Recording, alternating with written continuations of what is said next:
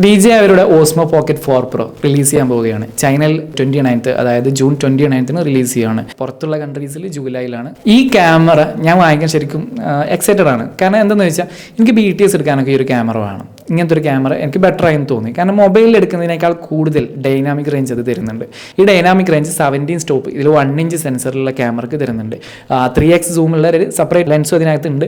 But അതിനകത്ത് 17 stop dynamic range കിട്ടുന്നില്ല. പക്ഷേ ഈ 17 സ്റ്റോപ്പ് ഡൈനാമിക് റേഞ്ച് ഉപയോഗിച്ച് നമുക്ക് ചെയ്യാൻ പറ്റുന്ന ഒരുപാട് കാര്യങ്ങളുണ്ട്. അതായത് ഈ ഷാഡോയിൽ വരുന്ന കളേഴ്സും ലൈറ്റും കാര്യങ്ങളൊക്കെ ഒരുപാട് നമുക്ക് ബ്യൂട്ടി ആയിട്ട് തോന്നും. നമ്മളെ സ്കെയിൽ കാര്യങ്ങളൊക്കെ ഒന്നുകൂടി ബ്യൂട്ടിഫുൾ ആയിട്ടുള്ളൊരു ഫീൽ നമുക്ക് കിട്ടും. പിന്നെ ഇതിനോട് മത്സരിച്ചൊരു ക്യാമറ ഇറങ്ങിയിട്ടുണ്ടായിരുന്നു, Insta360 ലൂണ. അതിനകത്തും ഡുവൽ ലെൻസ് ഉണ്ട്. 8x സൂം വരെ അതിനകത്ത് സൂം ചെയ്യാൻ പറ്റും. ഒപ്റ്റിക്കൽ സൂമാണ്.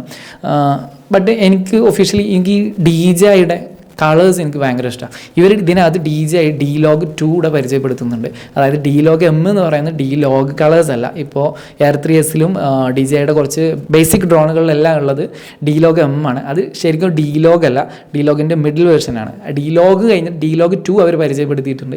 അത് അടിപൊളിയാണ്. അതായത് ഞാനതിൻ്റെ ട്രെയിലർ കാര്യങ്ങളൊക്കെ കണ്ടു കഴിഞ്ഞപ്പോൾ അത് വേറെ ലെവലാണ്. എനിക്ക് കണ്ടപ്പോൾ അതിൻ്റെ കളേഴ്സ് എനിക്ക് ഭയങ്കരമായിട്ട് ഇഷ്ടപ്പെട്ടു. എന്നാൽ ലൂണയിൽ ലേക്കയുടെ ലോഗാണ് വരുന്നത്. അത് ബേസിക് ലേക്കയുടെ ലോഗ് എന്ന് പറയുന്നത് സോണിയുടെ ലോഗുമായിരിക്കും ഒരു മാച്ചാണ്. ഒരു 70% സോണിയുടെ ലോഗ് പോലെ ആയിരിക്കും ലേക്കിൻ്റെ ലോഗ് വരിക.